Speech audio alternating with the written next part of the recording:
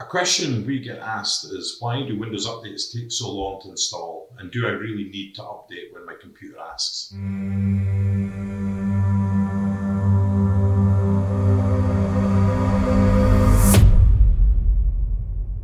Windows updates are highly recommended. These updates are provided by Microsoft to ensure the stability of the machine and to protect it from known issues. So without these updates, you could have an unstable system and potentially a machine that could be easily attacked by a cyber actor. So yes, you need them, and you should install them when asked by your operating system. Now, the reason updates take a while to install is because the update service assesses your computer for the difference, working out what you need to bring your operating system up to date. This can use quite a lot of CPU power.